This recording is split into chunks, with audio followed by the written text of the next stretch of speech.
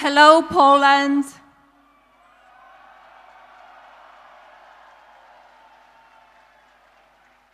Thank you very much. My husband and I have enjoyed visiting your beautiful country. I want to thank President and Mrs. Duda for their warm welcome and their generous hospitality. I had the opportunity to visit the Copernicus Science Center today and found it not only informative, but thoughtful in its mission, which is to inspire people to observe, experiment, ask questions, and seek answers. I can think of no better purpose for such a wonderful science center. Thank you to all who were involved in giving us the tour, especially the children who made it such a wonderful experience. As many of you know, a main focus of my husband's presidency is safety and security of the American people. I think as all of us can agree, people should be able to live their lives without fear, no matter what country they live in. That is my wish for all of us around the world. Thank you again for this wonderful welcome to your very special country. Your kindness and gracious hospitality will not be forgotten. And now it is my honor to introduce to you my husband, the President of the United States, Donald J. Trump.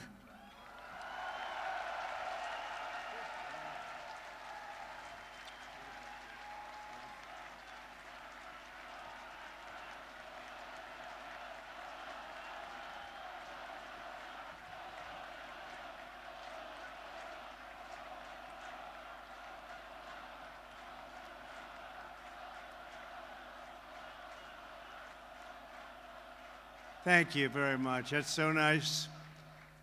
The United States has many great diplomats, but there is truly no better ambassador for our country than our beautiful First Lady, Melania. Thank you, Melania. That was very nice. We've come to your nation to deliver a very important message. America loves Poland, and America loves the Polish people. Thank you. The Poles have not only greatly enriched this region, but Polish Americans have also greatly enriched the United States, and I was truly proud to have their support in the 2016 election. It is a profound honor to stand in this city by this monument to the Warsaw Uprising and to address the Polish nation that so many generations have dreamed of, a Poland that is safe, strong, and free.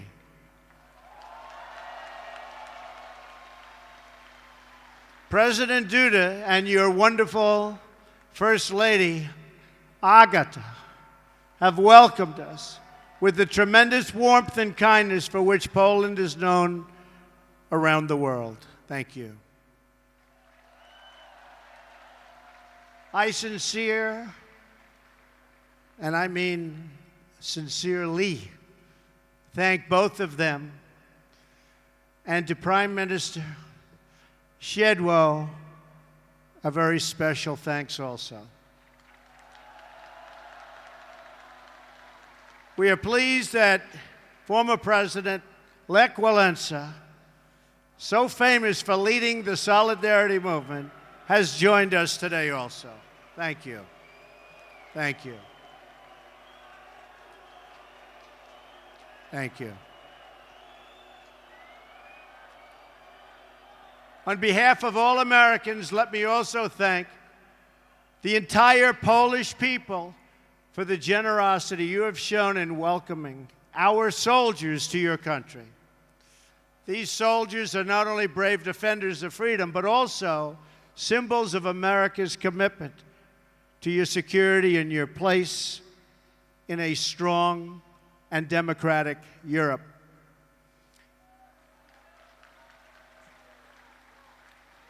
We are proudly joined on stage by American, Polish, British, and Romanian soldiers. Thank you. Thank you.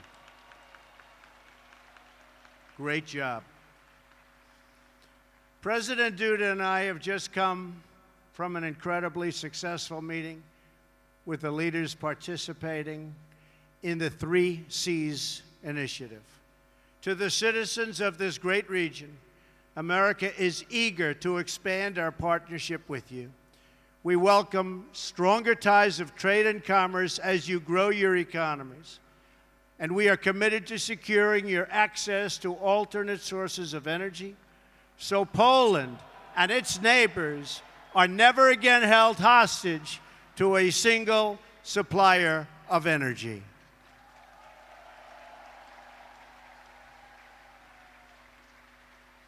Mr. President, I congratulate you, along with the President of Croatia, on your leadership of this historic 3 Cs initiative. Thank you. This is my first visit to Central Europe as president, and I am thrilled that it could be right here at this magnificent, beautiful piece of land. It is beautiful. Poland is the geographic heart of Europe, but more importantly, in the Polish people, we see the soul of Europe. Your nation is great because your spirit is great, and your spirit is strong.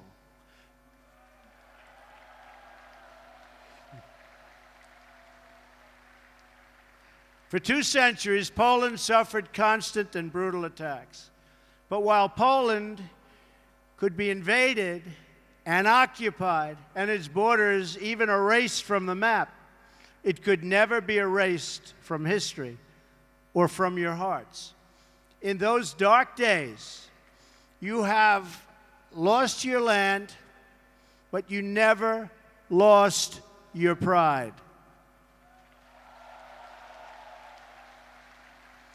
So it is with this true admiration that I can say today that from the farms and villages of your countryside to the cathedrals and squares of your great cities, Poland lives, Poland prospers, and Poland prevails.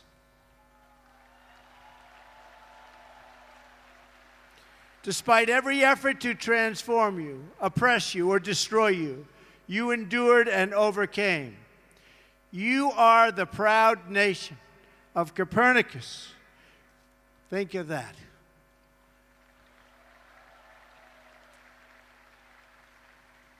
Chopin, St. John Paul II.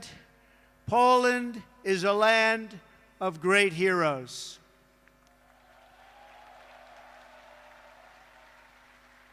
And you are a people who know the true value of what you defend. The triumph of the Polish spirit over centuries of hardship gives us all hope for a future in which good conquers evil and peace achieves victory over war. For Americans, Poland has been a symbol of hope since the beginning of our nation. Polish heroes and American patriots fought side by side in our War of Independence and in many wars that followed. Our soldiers still serve together today in Afghanistan and Iraq, combating the enemies of all civilization. For America's part, we have never given up on freedom and independence as the right and destiny of the Polish people, and we never, ever will.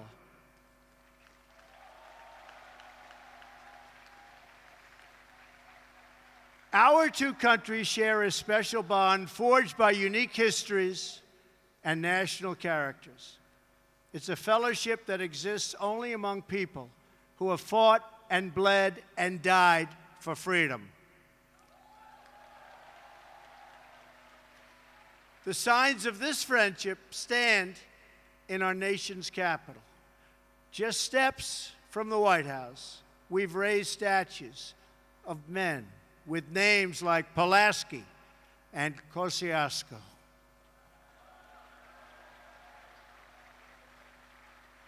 The same is true in Warsaw, where street signs carry the name of George Washington and a monument stands to one of the world's greatest heroes, Ronald Reagan. And so I am here today, not just to visit an old ally, but to hold it up as an example for others who seek freedom and who wish to summon the courage and the will to defend our civilization.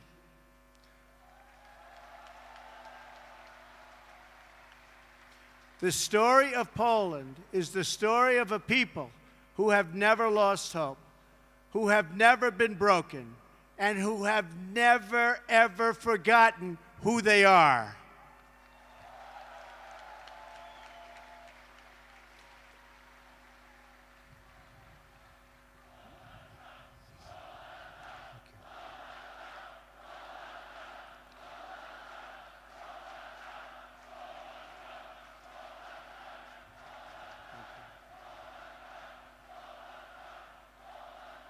Thank you so much. Thank you.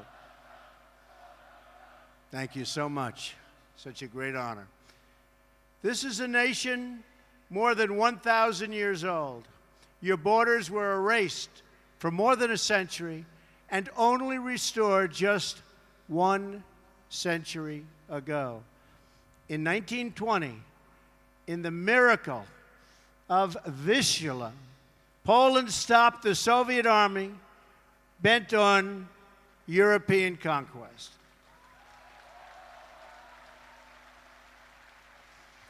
Then, 19 years later, in 1939, you were invaded yet again, this time by Nazi Germany from the west and the Soviet Union from the east. That's trouble. That's tough. Under a double occupation, the Polish people endured evils beyond description.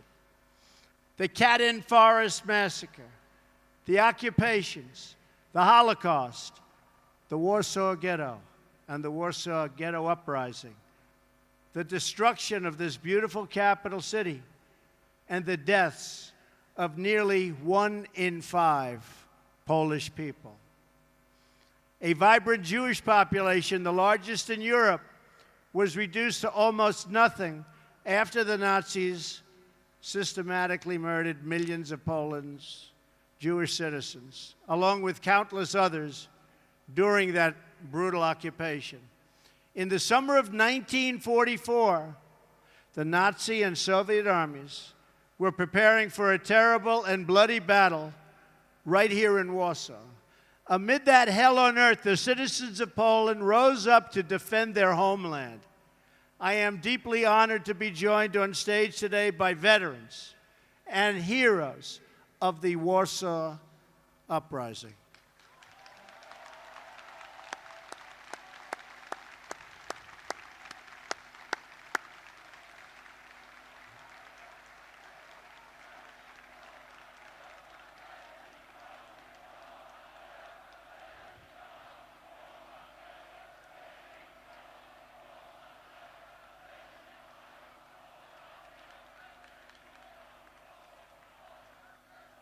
What great spirit.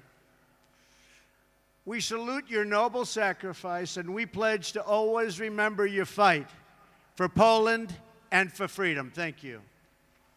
Thank you. This monument reminds us that more than 150,000 Poles died during that desperate struggle to overthrow oppression. From the other side of the river, the Soviet armed forces stopped and waited. They watched as the Nazis ruthlessly destroyed the city, viciously murdering men, women, and children. They tried to destroy this nation forever by shattering its will to survive. But there is a courage and a strength deep in the Polish character that no one could destroy. The Polish martyr, Bishop Michael Kozel, said it well: more horrifying than a defeat of arms is a collapse of the human spirit. Through 4 decades of communist rule, Poland and the other captive nations of Europe endured a brutal campaign to demolish freedom, your faith, your laws, your history, your identity, indeed the very essence of your culture and your humanity. Yet through it all, you never lost that spirit.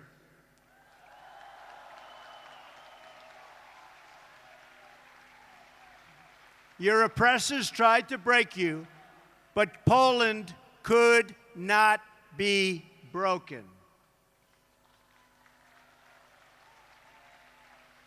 And when the day came on June 2nd, 1979, and 1 million Poles gathered around Victory Square for their very first Mass with their Polish Pope, that day every communist in Warsaw must have known that their oppressive system would soon come crashing down. They must have known it at the exact moment during Pope John Paul II's sermon, when 1 million Polish men, women, and children suddenly raised their voices in a single prayer. 1 million Polish people did not ask for wealth. They did not ask for privilege. Instead, 1 million Poles sang 3 simple words: we want God.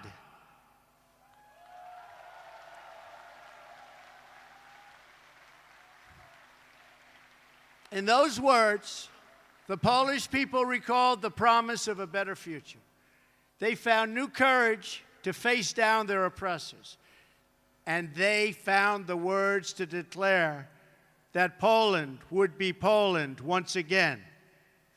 As I stand here today before this incredible crowd, this faithful nation, we can still hear those voices that echo through history. Their message is as true today as ever. The people of Poland, the people of America, and the people of Europe still cry out, we want God.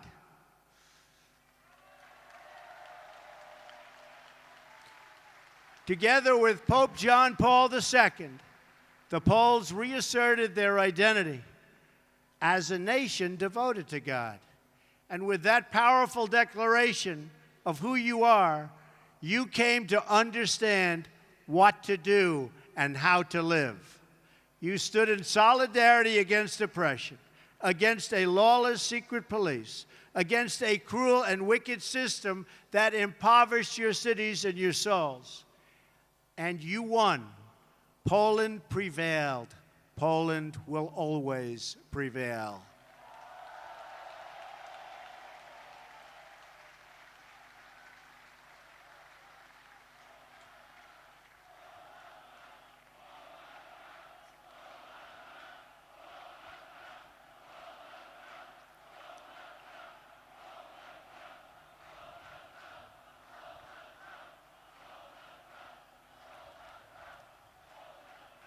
Thank you. You were supported in that victory over communism by a strong alliance of free nations in the West that defied tyranny. Now among the most committed members of the NATO alliance, Poland has resumed its place as a leading nation of a Europe that is strong, whole, and free. A strong Poland is a blessing to the nations of Europe, and they know that. A strong Europe is a blessing to the West and to the world.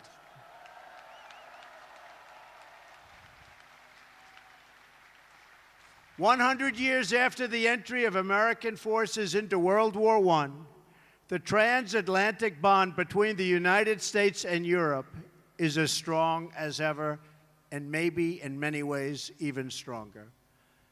This continent no longer confronts the specter of communism. But today we're in the West, and we have to say there are dire threats to our security and to our way of life. You see what's happening out there. They are threats. We will confront them. We will win. But they are threats.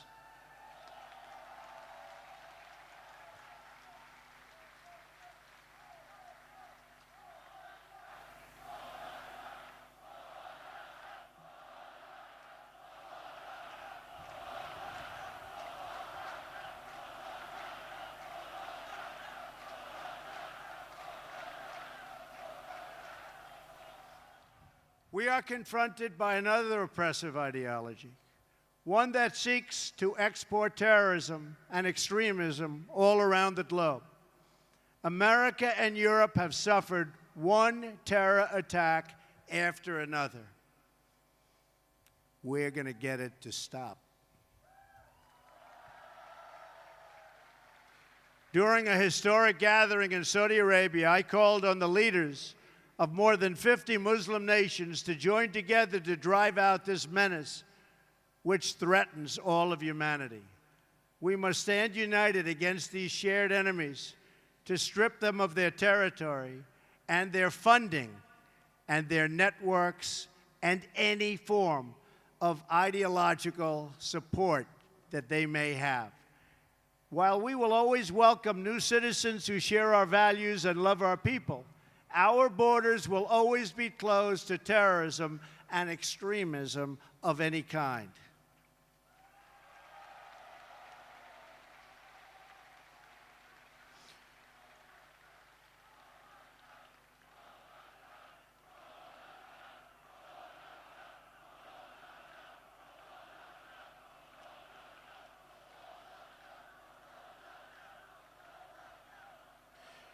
We are fighting hard against radical Islamic terrorism, and we will prevail. We cannot accept those who reject our values and who use hatred to justify violence against the innocent. Today, the West is also confronted by the powers that seek to test our will, undermine our confidence, and challenge our interests.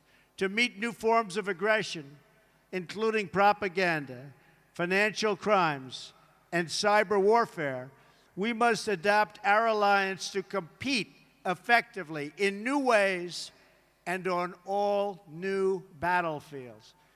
We urge Russia to cease its destabilizing activities in Ukraine and elsewhere, and its support for hostile regimes, including Syria and Iran, and to instead join the community of responsible nations in our fight against common enemies and in defense of civilization itself.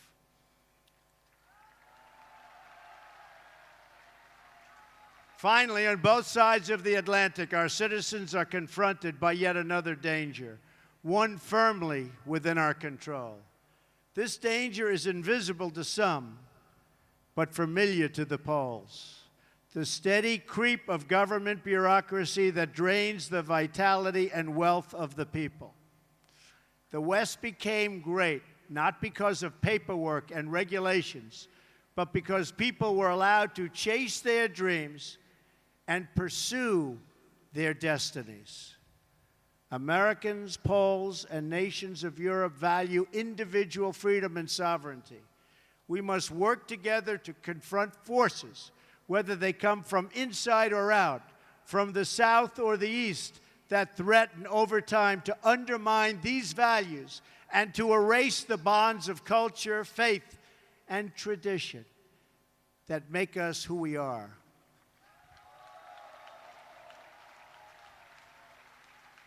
If left unchecked, these forces will undermine our courage, sap our spirit, and weaken our will to defend ourselves and our societies. But just as our adversaries and enemies of the past learned here in Poland, we know that these forces, too, are doomed to fail if we want them to fail. And we do indeed want them to fail. They are doomed not only because our alliance is strong, our countries are resilient, and our power is unmatched. Through all of that, you have to say everything is true. Our adversaries, however, are doomed because we will never forget who we are.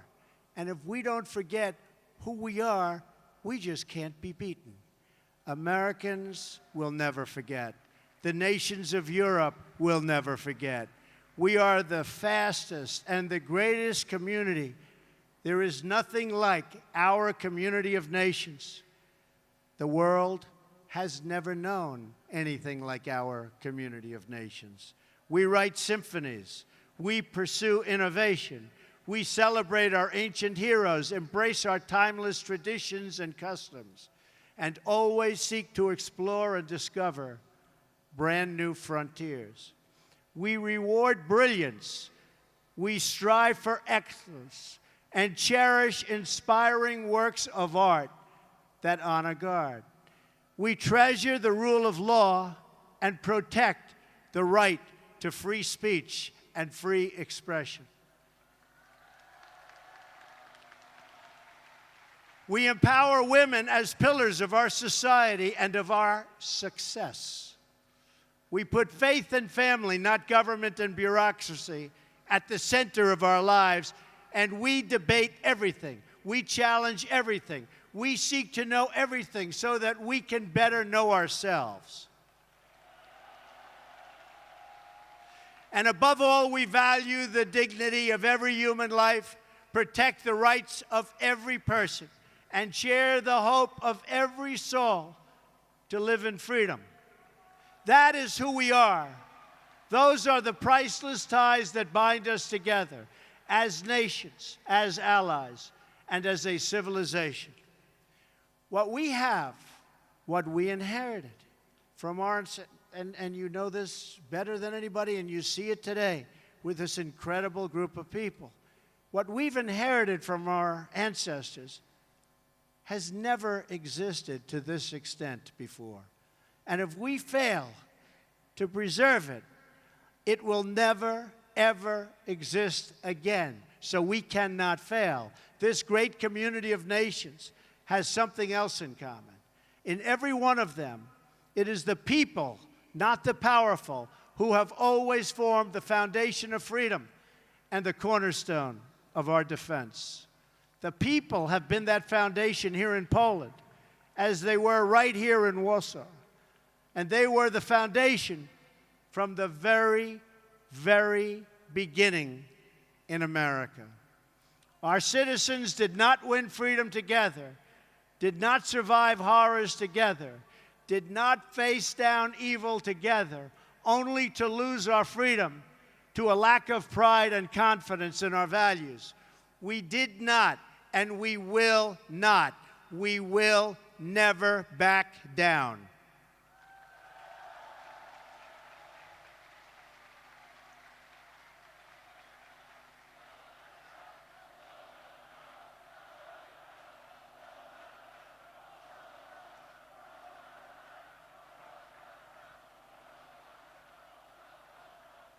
As long as we know our history, we will know how to build our future.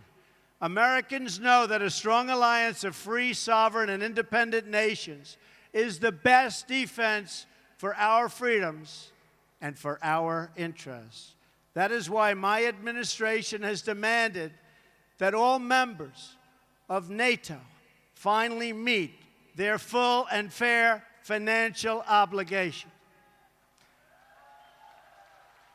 As a result of this insistence, billions of dollars more have begun to pour into NATO. In fact, people are shocked. But billions and billions of dollars more coming in from countries that, in my opinion, would not have been paying so quickly. To those who would criticize our tough stance, I would point out that the United States has demonstrated, not merely with words, but with its actions, that we stand firmly behind Article 5, the mutual defense commitment. Words are easy, but actions are what matters. And for its own protection, and you know this, everybody knows this, everybody has to know this, Europe must do more. Europe must demonstrate that it believes in its future by investing its money to secure that future. That is why we applaud Poland for its decision to move forward this week on acquiring from the United States the battle-tested Patriot air and missile defense system, the best anywhere in the world. That is also why we salute the Polish people for being one of the NATO countries that has actually achieved the benchmark for investment in our common defense. Thank you, Poland. I must tell you, the example you set is truly magnificent, and we applaud Poland. Thank you. We have to remember that our defense is not just a commitment of money, it is a commitment of will.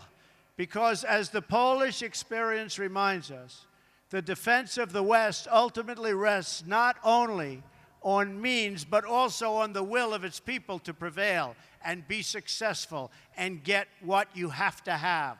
The fundamental question of our time is whether the West has the will to survive. Do we have the confidence in our values to defend them at any cost?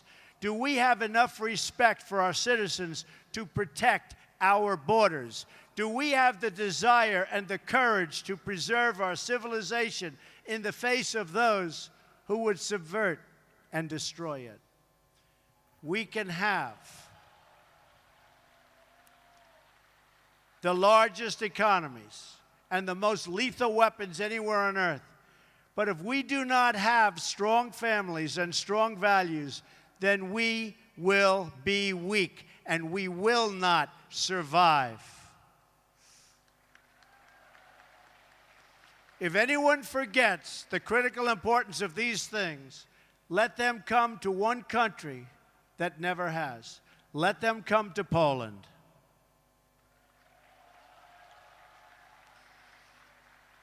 And let them come here to Warsaw and learn the story of the Warsaw Uprising. When they do, they should learn about Jerusalem Avenue. In August of 1944, Jerusalem Avenue was one of the main roads running east and west through this city, just as it is today. Control of that road was crucially important to both sides in the battle for Warsaw. The German military wanted it as their most direct route to move troops and to form a very strong front. And for the Polish Home Army, the ability to pass north and south across that street was critical to keep the center of the city and the uprising itself from being split apart and destroyed. Every night, the Poles put up sandbags amid machine gun fire, and it was horrendous fire, to protect a narrow passage across Jerusalem Avenue. Every day, the enemy forces knocked them down again and again and again. Then the Poles dug a trench. Finally, they built a barricade. And the brave Polish fighters began to flow across Jerusalem Avenue. That narrow passageway, just a few feet wide, was the fragile link that kept the uprising alive. Between its walls, a constant stream of citizens and freedom fighters made their perilous sprints. They ran across that street. They ran through that street. They ran under that street, all to defend the city. The far side was several yards away, recalled one young Polish woman named Greta.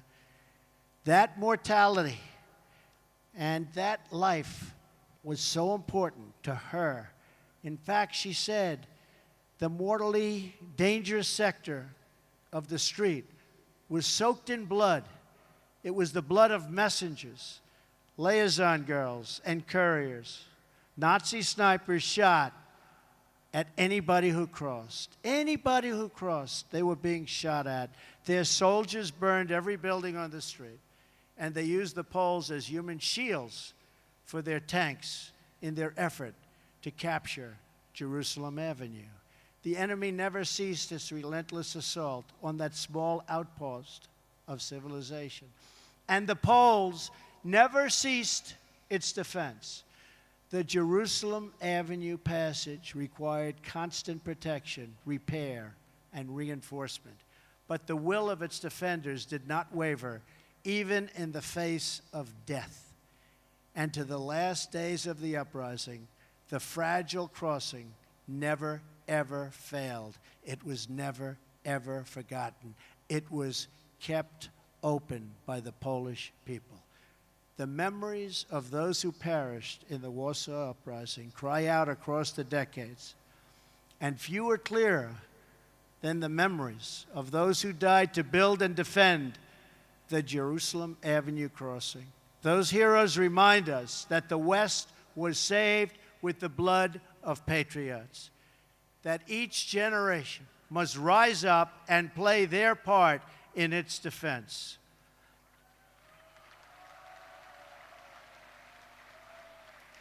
And that every foot of ground and every last inch of civilization is worth defending with your life. Our own fight for the West does not begin on the battlefield. It begins with our minds, our wills, and our souls. Today, the ties that unite our civilization are no less vital and demand no less defense than that bare shred of land on which the hope of Poland once totally rested. Our freedom, our civilization, and our survival depend on these bonds of history, culture, and memory. And today as ever, Poland is in our heart, and its people are in that fight.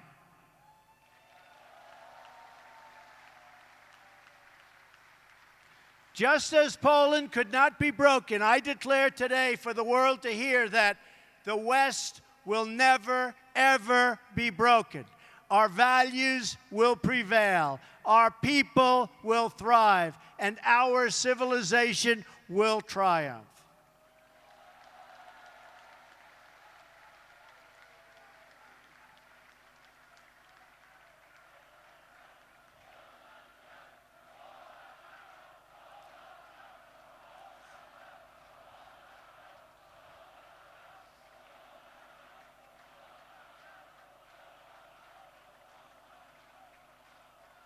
Thank you.